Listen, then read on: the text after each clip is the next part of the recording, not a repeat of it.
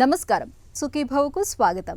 ఈరోజు సుఖీభవలో ఆయుర్వేదంతో పేను కొరుకుడు ఇట్టే మాయం, వేసవిలో పళ్ల రసాలు ఎంతో మేలు, యువతలో పెరుగుతున్న డీవీటీ జబ్బు, మహిళల్లో గర్భధారణకు ఆటంకాలివే, ఇంకా హెల్త్ టిప్. సబ్బులు షాంపులు పడనప్పుడు, కాలుష్య కారకాలకు గురవుతున్నప్పుడు, ఒంట్లో పోషకాల మోతాదులు తగ్గినప్పుడు జుట్టు రాలిపోవటం మనకు తెలిసిందే. అయితే ఇలాంటి కారణాలేవి లేకుండానే కొంతమందికి తలపై జుట్టు పెచ్చుల మాదిరిగా రాలిపోతూ ఉంటుంది. ఈ రకమైన పరిస్థితిని అలోపేషియా అరేటా అని, వాడుకలో పేనుకొరుకుడు జబ్బు అని పిలుస్తారు. మహిళలకు తీరని వేదనను తెచ్చిపెట్టే పేనుకొరుకుడు సమస్యకు మన సంప్రదాయ వైద్యం ఆయుర్వేదంలో చక్కటి చికిత్సలు అందుబాటులో ఉన్నాయంటున్నారు నిపుణులు. ఆయుర్వేద చికిత్సల సాయంతో పేనుకొరుకుడును ఎలా మాయం చేసుకోవచ్చో ఇప్పుడు తెలుసుకుందాం.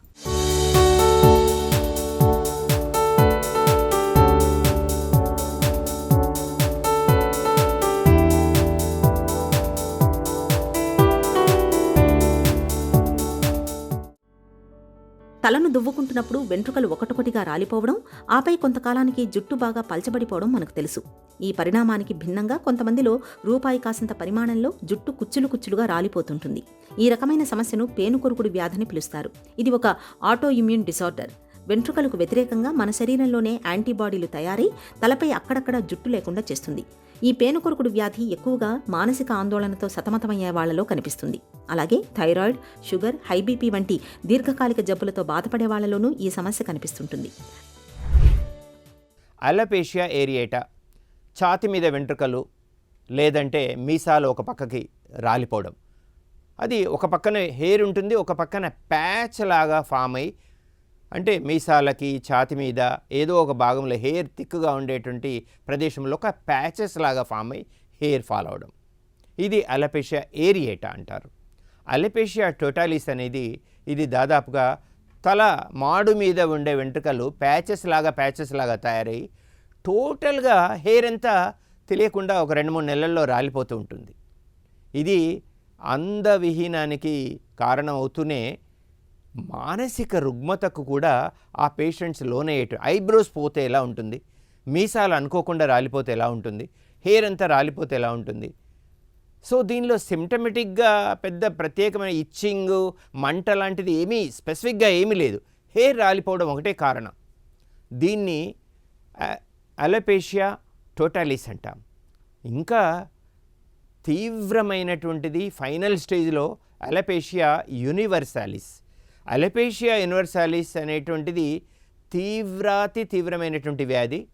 శరీరంలో తల, ఐబ్రోస్, మీసాలు, మిగతా ప్రైవేట్ పార్ట్స్లో ఉండేటువంటి శరీరం మీద కాళ్ళకు, చేతులకి అన్ని వెంట్రుకలు మనకు తెలియకుండా కొన్ని నెలల కాలంలో రాలిపోతాయి.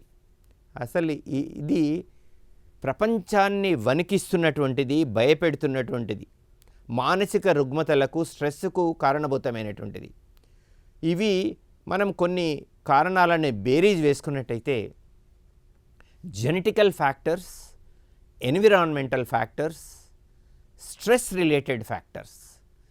జెనెటికల్ ఫ్యాక్టర్స్ హెయిర్ గ్రోత్కు సంబంధించినటువంటి జీన్స్, ఆ పర్టికులర్ జీనోమ్ స్ట్రక్చర్ లోపల క్రోమోజోమల్ వేరియంట్ ఈ మధ్యకాలంలో అబ్జర్వ్ చేయడం జరిగింది. తర్వాత ఎన్విరాన్మెంటల్ ఫ్యాక్టర్స్ కనుక సర్టెన్ కెమికల్ ఎక్స్పోజర్స్, ఇరాడియేషన్ వంటి చోట వర్క్ చేయడం, తర్వాత సర్టెన్ గామా రేస్ కానీ ఇంకా particular rays like MRI, CT, X-rays లాంటి జోన్లలో తెలియకుండా ఎక్కువ కాలం పనిచేయడం వల్ల ఇవి ప్రాదుర్భావమై ఉన్నాయి. తర్వాత స్ట్రెస్ రిలేటెడ్ ఫ్యాక్టర్స్లో అసలు ఏం జరుగుతుంది? మూడిట్లో జెనెటికల్ ఫ్యాక్టర్స్ తీసుకున్నా, ఎన్విరాన్మెంటల్ ఫ్యాక్టర్స్ తీసుకున్నా, మనకు ఉండేటువంటి ప్రతి చిన్న పనిలో కూడా మనము స్ట్రెస్ లింకప్ అయి ఉంటుంది. స్ట్రెస్ ఉండకూడదు అంటే certain amounts of stress is compulsory, mandatory మన వర్క్ షెడ్యూల్లో. అది బియాండ్ దాటిపోయినప్పుడు, దాని పరిధులు దాటిపోయినప్పుడు మనకు కొన్ని రకాలైనటువంటి రసాయన చర్యల వికృతుల చేత మనకి ఏం జరుగుతుందంటే రోమకూపాలలో ఆ ఎదుగుదలలో ఉండేటువంటి ఫాలికిల్స్ లోపల గ్జీనోబయోటిక్స్ అనేటువంటి ఒకానొక విష పదార్థము చేరి ఆ రోమాలని అబ్స్ట్రక్ట్ చేసి రోమకూపాలని బ్లాక్ చేయడం ద్వారా ఆ వెంట్రుకలు రాలిపోయేటువంటి ఫినామినాను ఇటీవల ప్యాథోఫిజియాలజిస్ట్ దాన్ని అబ్జర్వ్ చేయడం జరిగింది. సో ఇది ఆయుర్వేద రీత్యా చూసినట్టయితే స్రోతో అవరోధము, త్రిదోషముల యొక్క ప్రకోపము చేత రోమకూపాలలో స్రోతోరోధం జరిగేసి మనకు ఈ హెయిర్ ఫాలింగ్ జరుగుతుంది. పేనుకొరుకుడు అనేది ఒక్క తలలోనే కాదు, వెంట్రుకలు మొలిచే ఏ భాగంలోనైనా రావచ్చు. అయితే ఎక్కువ మందిలో తలలోనే కనిపిస్తుంటుంది. తీవ్రమైన మానసిక వ్యధను తెచ్చిపెట్టే పేనుకొరుకుడు వ్యాధికి ఆయుర్వేదం తనవైన కొన్ని ప్రత్యేక పరిష్కారాలను చెబుతుంది. గుంటగలిచేరు మొక్కను వేరుతో సహా సేకరించి మెత్తటి ముద్ద ఏట్లు నూరి పేనుకొరుకుడు ఉన్న భాగంలో నిత్యం పూస్తుంటే వెంట్రుకలు రాలడం ఆగిపోయి కొత్త వెంట్రుకలు మొలుచుకొస్తాయి. నిమ్మరసం, వెల్లుల్లి రసం సమంగా తీసుకుని పేనుకొరుకుడు పైన నిత్యం లేపనంగా రాస్తుంటే మంచి ఫలితం ఉంటుంది. బొప్పాయి పువ్వు లేదా బొప్పాయి చెట్టు పాలని నిత్యం పేనుకొరుకుడు పైన పూస్తుంటే కొంతకాలానికి తిరిగి జుట్టు చక్కగా ఒత్తుగా పెరుగుతుంది. కొబ్బరి నూనెలో ఎండు పొగాకు చితగొట్టి బాగా నానబెట్టి తర్వాత బాగా పిసికి వడకట్టి ఆ నూనెను రోజు తలకు రాస్తూ ఉంటే పేనుకొరుకుడు తగ్గిపోతుంది. కొత్తగా వెంట్రుకలు పుట్టుకొస్తాయి. ఆయుర్వేదం లోపల మేము కొన్ని ప్రత్యేకమైనటువంటి ట్రీట్మెంట్ మొడాలిటీస్ను ఎవాల్వ్ చేశాం. అలపేషియా ఏరియేటా అనేటువంటిది ఈ అన్నిట్లో ప్యాథోఫిజియాలజీ ఒకేలాగా ఉన్నప్పుడు చిన్న ప్యాచెస్ ఉన్నప్పుడు ఏం చేస్తామంటే గన్నేరు ఆకును రివర్స్ చేసి ఆ ప్యాచెస్ను రబ్ చేసి మహామరీచాది తైలం కానీ విషగర్భ తైలాన్ని కానీ దాని మీద అప్లై చేయడం, లేదంటే భల్లాతక లేపాన్ని టెంపరీగా కొన్ని సెకండ్లు దాని మీద పెట్టేసి ఏవైతే ఫాలికిల్స్లో అబ్స్ట్రక్షన్ ఉందో ఆ అబ్స్ట్రక్షన్ను నివారించడానికి ఇవి లోకలైజ్డ్ ట్రీట్మెంట్. సిస్టమిక్ ట్రీట్మెంట్ లోపల మనము వ్యాధిహరణ రసాయనం, రసమాణిక్య రసాయనం లాంటి ప్రత్యేకమైన హర్బో మినరల్ కాంపౌండ్స్ను ఆరోగ్యవర్ధిని భృంగరాజ చూర్ణంతో చేర్చి మనము ఇంటర్నల్గా 3 to 9 months వరకు ఇవ్వడం ద్వారా అలపేషియా ఏరియేటా లోపల మేము ఖచ్చితమైన రిజల్ట్స్ చూడడం జరిగింది. అయితే అలపేషియా టోటాలిస్, అలపేషియా యూనివర్సాలిస్ లోపల ఈ సేమ్ ట్రీట్మెంట్ మొడాలిటీస్ అనేది అంతగా ఉపయోగపడవు. అట్లాంటప్పుడు శమన చికిత్సతో పాటుగా శోధన చికిత్స అంటే డీటాక్సిఫికేషన్ లాంటి ప్రత్యేకమైనటువంటి మెజర్స్ చేయాల్సి వస్తుంది. అవేంటంటే ముఖ్యంగా శిరోధార 21 రోజులు, సర్వాంగధార, ఇవి కొన్ని డికాక్షన్స్ను 45 నుండి 60 నిమిషాలు రోగిని పడుకోబెట్టి పంచకర్మ విధానం లోపల శరీరం మీద చేయడం ద్వారా సర్వాంగభూతమైనటువంటి రోమకూపాలని వాటి యొక్క అబ్స్ట్రక్షన్స్ను తొలగించడానికి ఒకానొక ప్రత్యేకమైనటువంటి పద్ధతి ఉంది.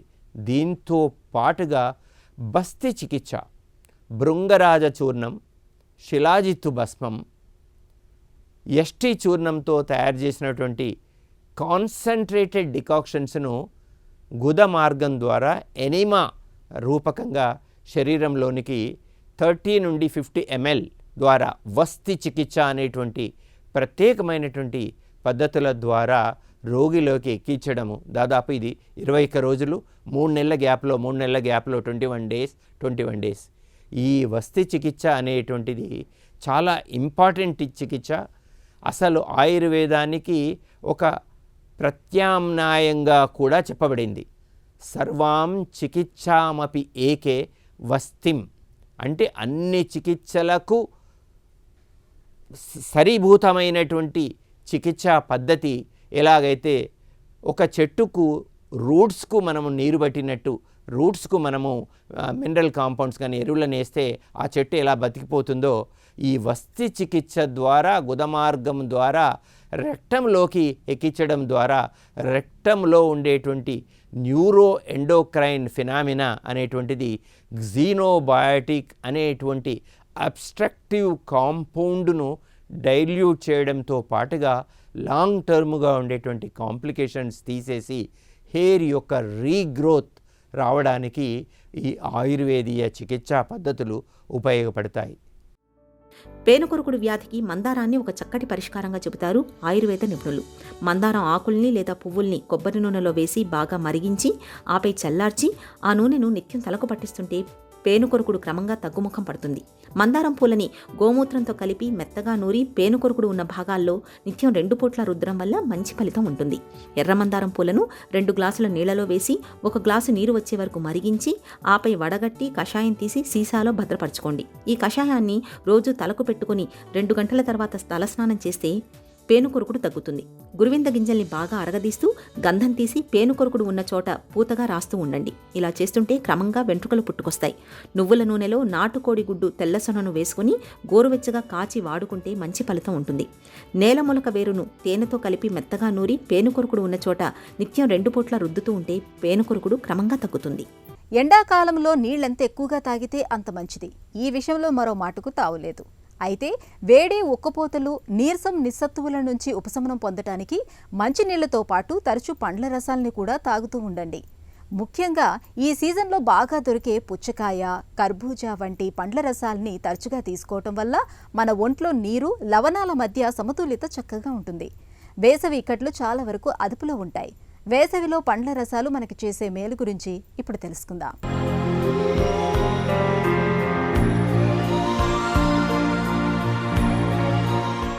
వేసవి కాలంలో సహజంగానే మనకు చెమటలు ఎక్కువగా పడుతూ ఉంటాయి. చెమట రూపంలో శరీరంలోని నీరు మొత్తం బయటకు పోతూ ఉంటుంది. ఈ నీటితో పాటు మన శరీరంలో ఉండే ఎలక్ట్రోలైట్స్, సోడియం, పొటాషియం లాంటి లవణాలు అన్నీ వెలుపలికి వెళ్ళిపోతాయి. శరీరంలో ఆరోగ్యపరంగా సమతుల్యత పాటించాలంటే వీటిని ఎప్పటికప్పుడు భర్తీ చేయటం ఒక్కటే మార్గం. ఇందుకు తరచూ మంచినీళ్లను తాగటంతో పాటు పళ్ళరసాల్ని కూడా తాగుతూ ఉండాలి. పళ్ళరసాల్లో ముందుగా నిమ్మరసం గురించే చెప్పుకోవాలి. శరీరాన్ని, చర్మాన్ని తాజాగా ఉంచటంలో లెమన్ జ్యూస్ని మించింది మరోటి లేదు. ఒంట్లో ద్రవ నష్టాన్ని తగ్గిస్తుంది. ఉష్ణతాపం నుంచి మంచి ఉపశమనాన్ని అందిస్తుంది. అలాగే నారింజ, బత్తాయి రసాలు కూడా. నారింజ, బత్తాయిలో విటమిన్ సి ఎక్కువగా ఉంటుంది. ఇది సూర్యుని నుంచి వచ్చే అల్ట్రా వైలెట్ కిరణాల ప్రభావం చర్మంపై పడకుండా చేస్తుంది. కీరా దోసకాయ రసం కూడా వేసవిలో చాలా మంచిది. వేసవిలో చర్మానికి కావలసినంత తేమను అందిస్తుంది. కీర దోసలో నీరు శాతం అధికం, క్యాలరీలు తక్కువగా ఉంటాయి. ఎండాకాలం ముగిసే వరకు ప్రతిరోజు కీరా దోసకాయ రసాన్ని తీసుకోవటం చర్మానికి ఎంతో మేలు చేస్తుంది. అలాగే టమోటా, క్యారెట్, యాపిల్, ద్రాక్ష, బొప్పాయి, మామిడి రసాల్ని ఈ సీజన్లో నిత్యం తీసుకోవటం ద్వారా వేసవి ఇక్కట్లను తేలికగా అధిగమించవచ్చు. రక్తనాళాల్లో కొవ్వుగడ్డలు అడ్డం పడితే గుండెపోటు ప్రమాదం ముంచుకొస్తుంది. ఏకంగా ప్రాణమే ప్రమాదంలో పడుతుంది. అచ్చంగా ఇలాంటిదే మరొక సమస్య ఉంది. దాని పేరే డీవీటీ. డీప్ వీన్ థ్రాంబోసిస్గా పిలిచే ఈ సమస్యలో రక్తనాళాల్లో కొవ్వుగడ్డలకు బదులుగా ప్రాణాధారమైన రక్తమే గడ్డలుగా మారి అడ్డుపడుతూ ఉంటుంది. కాళ్లల్లోని రక్తనాళాల్లో ఎక్కువగా కనిపించే ఇలాంటి రక్తపు గడ్డలు ఒక్కోసారి ఊపిరితిత్తుల్లోకి కూడా చేరి ప్రాణాపాయ పరిస్థితుల్ని తెచ్చిపెడుతూ ఉంటాయి.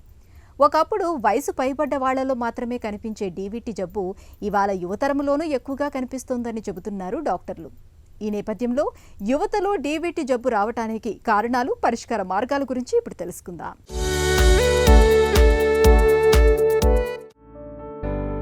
మన శరీరంలో తల నుంచి కాళ్ల వరకు ప్రతి అవయవానికి ప్రాణాధారమైన రక్తాన్ని మోసుకెళ్లేందుకు మన ఒళ్లంతా ధమనులు, సిరల రూపంలో రక్తనాళాలు ఉన్నాయి. ధమనులు మంచి రక్తాన్ని గుండె నుంచి శరీరమంతా మోసుకెళితే సిరలు చెడు రక్తాన్ని గుండెకు చేరవేస్తూ ఉంటాయి. ఇలాంటప్పుడు కొన్నిసార్లు సిరల్లో, ముఖ్యంగా కాలి సిరల్లో చెడు రక్తం గడ్డలు కట్టి అక్కడే నిలిచిపోతుంటుంది. ఈ రకమైన పరిస్థితిని డీప్ వీన్ థ్రాంబోసిస్ అని, వాడుకలో డీవీటీ అని పిలుస్తారు. శరీర బరువును మోసే కాళ్లలో కదలికలు బాగా తక్కువగా ఉండటం, కాలి సిరల్లో లోపాలు, కాలి కండరాలు బలహీనంగా ఉండటం, ఇవన్నీ కాలి సిరల్లో డీవీటీ ముప్పును పెంచుతూ ఉంటాయి. అయితే డీవీటీ సమస్య ఎదుర్కొంటున్న వారిలో 50% యువతే ఉండటం గమనార్హం. ఇందుకు మారుతున్న జీవనశైలినే ప్రధాన కారణమని స్పష్టం చేస్తున్నారు. అలాగే పురుషులతో పోల్చితే మహిళల్లో ఈ సమస్య ఎక్కువగా కనిపిస్తోంది. తరచూ సుదీర్ఘ ప్రయాణాలు చేసేవారికి, గంటల తరబడి కంప్యూటర్ల ముందు కూర్చుని పనిచేసేవారికి, స్థూలకాయులకు, గర్భిణీలకు, ఎక్కువసేపు నిలబడి పనిచేసేవారికి, హార్మోన్ పిల్స్, గర్భనిరోధక మాత్రలు వాడేవారికి డీబీటీ ముప్పు ఎక్కువగా ఉంటుంది. డీబీటీ బారిన పడ్డప్పుడు ఒక కాలు గాని తొడ గాని ఎర్రగా కందిపోయి బాగా వాచి నడవటం కష్టంగా మారుతుంది. కాలి సిరల్లో రక్తపు గడ్డలు ఏర్పడినప్పుడు చెడు రక్తం కిందే నిలిచిపోతుంది. దీనితో కాలికి మంచి రక్తం సరఫరా తగ్గిపోతుంది. కాలు నల్లబడిపోతుంది. చివరికి ఒక్కోసారి కాలు కుళ్ళిపోయే ప్రమాదకర పరిస్థితి కూడా తలెత్తవచ్చు. కాలి సిరల్లో ఏర్పడిన ఆ గడ్డలను సకాలంలో చికిత్సతో కరిగించకపోతే అవి రక్త ప్రసారంలో కలిసి మెల్లగా పైకి ప్రయాణించి గుండెలోకి చేరతాయి. అక్కడ నుంచి ఊపిరితిత్తుల్లోకి వెళ్ళి ఊపిరితిత్తుల్లోని సన్నటి రక్తనాళాల్లో ఇరుక్కుపోతాయి. ఇది అత్యంత ప్రమాదకరమైన ప్రాణాపాయ స్థితి. కాబట్టి డీబీటీ తాలూకు లక్షణాలు కనిపిస్తున్నప్పుడు ఆలస్యం చేయకుండా వైద్య సహాయం తీసుకోవాలి. సిరల్లోని గడ్డలను తొలగించేందుకు సర్జరీ లేదా ఇతర పద్ధతులు ఉన్నాయి.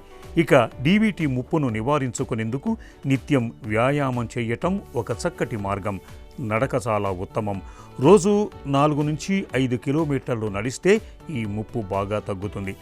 గర్భిణీలు, ఇటీవలే కాన్పోయిన వారు, గర్భనిరోధక మాత్రలు వాడే స్త్రీలు వీరంతా కూడా కాళ్లల్లో కదలికలు ఉండేలా ప్రత్యేక జాగ్రత్తలు తీసుకోవాలి. కాళ్ళని తరచూ కదిలిస్తూ ఉండాలి. నడుస్తున్నప్పుడు కాళ్లల్లో నొప్పి, అసౌకర్యం కలుగుతున్నప్పుడు ఆలస్యం చేయకుండా డాక్టర్ని సంప్రదించాలి. పెళ్ళై ఏళ్లు గడుస్తున్నా ఒక జంటకు పిల్లలు పుట్టడం లేదంటే అందుకు భార్యాభర్తలు ఇద్దరిలో ఏ ఒక్కరిలోనైనా లోపం ఉండొచ్చు, లేదా ఇద్దరిలోనూ లోపం ఉండొచ్చు. అయితే మన దగ్గర పిల్లలు పుట్టకపోవటానికి చాలా వరకు స్త్రీనే బాధ్యురాలుగా చేస్తూ ఉంటారు. నిజానికి గర్భం ధరించకపోవటానికి స్త్రీ వైపు నుంచి కారణాలు ఉన్నట్లే పురుషుని వైపు నుంచి కూడా కారణాలు ఉంటాయి. అయితే స్త్రీలలో నెలసరి చిక్కులు మొదలుకొని హార్మోన్ల లోపాల వరకు చాలా కారణాలే కనిపిస్తూ ఉంటాయి. మహిళల్లో సంతానలేమికి దారితీసే కారణాలు, వాటికి చికిత్స, పరిష్కార మార్గాల గురించి డాక్టర్ని అడిగి ఇప్పుడు తెలుసుకుందాం.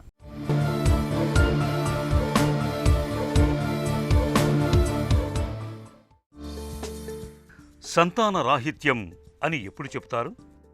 మనం సాధారణంగా 1 సంవత్సరం పాటు సాధారణ లైంగిక జీవనం గడుపుతూ ఏ విధమైన గర్భనిరోధక మార్గాలు ఎంచుకోకుండా కలిసి ఉన్నా కూడా మనకి గర్భిణీ రాకపోతే, దాన్ని సంతానోత్పత్తి లేకపోతే దాన్ని మనం ఇన్ఫర్టిలిటీ కింద పరిగణిస్తాము. బట్ ఇది అన్ని కేసుల్లోనూ కావాలని లేదండి. మనం ఒకవేళ పేషెంట్ అంటే లేడీ ఏజ్ మనకి చాలా ఇంపార్టెంట్. ఎందుకంటే 35 ఏళ్ళు దాటిన తర్వాత మనం సంవత్సరం పాటు వెయిట్ చేయము. 6 నెలలకే మనం ట్రీట్మెంట్ మొదలు పెడతాం. అదే మగవారికి వస్తే ఈ ప్రీవియస్ హిస్టరీ అది ఏమన్నా ఉన్నా, వీర్యకణాలు కౌంట్ తక్కువ ఉన్నా కూడా కొంచెం ముందుగానే ట్రీట్మెంట్ మొదలు పెడతాం. పిల్లలు పుట్టకపోవటానికి స్త్రీలో సాధారణంగా కనిపించే కారణాలేంటి? స్త్రీలలో నెలకి 1 అండం విడుదలవుతుంది. అది యూజువల్గా మనకి 12వ రోజు నుంచి 14 రోజుల విడుదలవుతుంది. ఆ అండం విడుదలైన తర్వాత 48 గంటల్లో అది గొట్టాల ద్వారా ఫెలోపియన్ ట్యూబ్స్ అంటాం, అక్కడికి చేరుకుంటుంది. ఈ లోపల భార్యాభర్తలు కలిసి సమాగం చేసినప్పుడు వీర్యకణాలు గర్భసంచి ద్వారా అండాశయానికి వెళ్ళి అక్కడ ఫలదీకరణ అనేది జరుగుతుంది. ఆ ఫలదీకరణ జరిగిన 48 గంటలకి అది మనం పిండం కింద డెవలప్ అయ్యి అది గర్భసంచిలోకి వచ్చి అది మనకి ప్రెగ్నెన్సీ కింద కన్ఫర్మ్ అవుతుంది. ఇప్పుడు మనం కాజెస్ చూసుకునేటప్పటికి అండాశయాల్లో గుడ్లు లేకపోయినా, లేకపోతే ఉండి కూడా విడుదల అవ్వకపోయినా, ఒక్కొక్కసారి మనకి ఫెలోపియన్ ట్యూబ్స్ ఏమన్నా వంపు ఉన్నా, లేకపోతే మూసుకుపోయినా, అంటే బైబర్త్తోనే ఏమన్నా మనకి మూసుకుపోయినా, లేకపోతే కంజెనిటల్ అనామలీస్ అంట అది ఏమన్నా ఉన్నా కూడా మనకి ప్రెగ్నెన్సీ వచ్చే అవకాశం తక్కువ. అంతేకాకుండా గర్భిణీ వచ్చే గర్భసంచిలో కణితులు ఉన్నా, లేకపోతే సిస్టులు అంటాం, ఆ సిస్టులు ఏమన్నా వచ్చినా, ఫైబ్రాయిడ్స్ ఉన్నా కూడా ప్రెగ్నెన్సీ వచ్చే అవకాశం తక్కువగా ఉంటుంది. అలాగే ముఖద్వారం దగ్గరని మనం సర్విక్స్ అంటాం. భార్యాభర్తలు కలిసినప్పుడు వీర్యం అక్కడే వదులుతారు. అక్కడ ఏమన్నా ఎరోజన్ కానీ ఇన్ఫెక్షన్ ఉంటే ఈ ఇన్ఫెక్షన్ వలన వీర్యకణాలు లోపలికి వెళ్లకుండా అడ్డుకుంటాయి. సంతాన రాహిత్యం ఉన్నప్పుడు మహిళలకు ఎలాంటి పరీక్షలు చేస్తారు? బేసిక్గా మేము ఫస్ట్ స్కానింగ్ అనేది చేస్తాం. అందులో ఏమిటంటే గర్భసంచి సైజ్ ఎలాగుంది, అండాశయాలు బాగున్నాయా, అండాశయాల్లో గుడ్లు ఎంత శాతం ఉన్నాయి, కణితులు ఏమన్నా ఉన్నాయా, ఇవన్నీ మనం ముందు చూసుకుంటాం. తర్వాత వచ్చేటప్పటికి హార్మోనల్ టెస్ట్లు అనేవి చేసుకుంటాం. ఎందుకంటే థైరాయిడ్, ప్రోలాక్టిన్ అనేవి మనకి చాలా ఇంపార్టెంట్. దీనివల్ల ఏంటంటే అండం క్వాలిటీ పెరుగుతుంది. సో ఈ అన్ని సమాన నిష్పత్తిలో ఉన్నాయా లేదా అనేది కూడా మనం దీంట్లో చూసుకుంటాం. ఇది ఒకటే కాకుండా ట్యూబ్స్ అనేది మనకి స్కానింగ్లో కానీ లేకపోతే మామూలుగా కానీ కనిపించవండి. దానికి మనం ట్యూబ్ టెస్ట్ అనేది చేసుకుంటాం. ఆ ట్యూబ్ ఓపెన్ ఉందా లేకపోతే క్లోజ్ అయి ఉందా అనేది చూసుకుని దాన్ని బట్టి మనం దేనివల్ల ట్రీట్మెంట్కి మనం సక్సెస్ అవుతాం అనేది మేము ముందు కనిపెడతాం అన్నమాట. సంతాన సాఫల్యత కోసం స్త్రీలలో చికిత్స ఎలా ఉంటుంది? దీనికి వచ్చేటప్పటికంటే మనం ఇన్ఫర్టిలిటీ ఇన్సిడెన్స్ తీసుకున్నాం అనుకోండి, యూజువల్గాను ఒక 7 మంది కపుల్ని తీసుకుంటే అందులో ఒకళ్ళు మనకి ప్రెగ్నెన్సీ రాక బాధపడేవారు శాతం పెరిగింది. ఇదివరకు అంత ఉండేది కాదండి. ఇదివరకు ఏంటంటే మనకి 7, 8 అని మేము చదువుకునేటప్పుడు, ఇప్పుడు ఏంటంటే అది మనకి 10 to 15% పెరిగిపోయింది. అది ట్రీట్మెంట్ కూడా ఏంటంటే ఒక పేషెంట్ని మనం ఇంకొక పేషెంట్తో కంపేర్ చేయలేం. ఒక పేషెంట్ మనకి యంగ్ పేషెంట్ వచ్చిందనుకోండి, కొంచెం ట్రీట్మెంట్ ఇచ్చుకుని ముందు వాళ్ళకి ఏంటంటే మన కౌన్సిలింగ్ అనేది చాలా ఇంపార్టెంట్. అసలు అండం ఎప్పుడు విడుదలవుతుంది, వాళ్ళు ఎలాగ దగ్గర ఉండాలి, ఏ ప్రికాషన్స్ తీసుకోవాలి అనేది. కొన్ని కేసెస్ 10 to 15% కేసెస్ మనం వాళ్ళ కౌన్సిలింగ్ ద్వారానే వాళ్ళకి ప్రెగ్నెన్సీ వచ్చే అవకాశం ఉంటుంది. కొంతమందికి ఏంటంటే అండం విడుదల అవ్వదు. అది మనం యూజువల్గా 12వ రోజున స్కానింగ్ చేసి అండం తయారైందా, గర్భసంచి పొర బాగుందా, ఇవన్నీ చూసుకోండి. డిఫరెంట్ టెక్నిక్స్ వలన మనం ఏ పేషెంట్ ఎందులో ఫిట్ అవుతుంది అనేది మనం నిర్ణయించుకుంటాం. సంతాన సాఫల్యత కోసం మహిళలు ఎలాంటి జాగ్రత్తలు తీసుకోవాలి? సంతాన సాఫల్యం కోసం మనం చేయాల్సింది ఏంటంటే ముందు బ్యాలెన్స్డ్ డైట్ అనేది చాలా ఇంపార్టెంట్ అండి. బ్యాలెన్స్డ్ డైట్ తీసుకోవాల్సి ఉంటుంది. అలాగే మనకి ఏంటంటే పర్సనల్ హైజీన్ అనేది చాలా ఇంపార్టెంట్. పర్సనల్ హైజీన్ అంటే మనం ఋతుక్రమాల్లో ఉండే కొంచెం వాడుకునే దాని గురించి కొంచెం ఎడ్యుకేట్ చేయాల్సి ఉంటుంది. దాంతోపాటు కొంత యోగా అనేది, ఎక్సర్సైజ్, వీటి వలన సమతుల్య ఆహారం వల్ల మనకి ఎగ్ క్వాలిటీ పెరిగి ప్రెగ్నెన్సీ వచ్చే అవకాశం కొంచెం ఎక్కువగా ఉంటుంది. మహిళల్లో సంతాన రాహిత్యాన్ని తెచ్చిపెట్టే కారణాలకు ఇవాళ ఆధునిక వైద్యంలో చక్కటి చికిత్సలు అందుబాటులో ఉన్నాయి. సకాలంలో చికిత్స తీసుకోవడం ద్వారా సంతాన భాగ్యాన్ని సాకారం చేసుకోవచ్చు. ఒక చిన్న చిట్కా మీకోసం. ఎండలు మండిపోయే వేసవి సీజన్లో ఒక గ్లాసు చల్లటి చెరుకు రసాన్ని తాగండి. ఇందులోని చక్కెరలు, పోషక ఖనిజాల మూలంగా క్షణాల్లో శరీరం ఉత్తేజితమవుతుంది. శరీరానికి, మనసుకు హాయిగా అనిపిస్తుంది.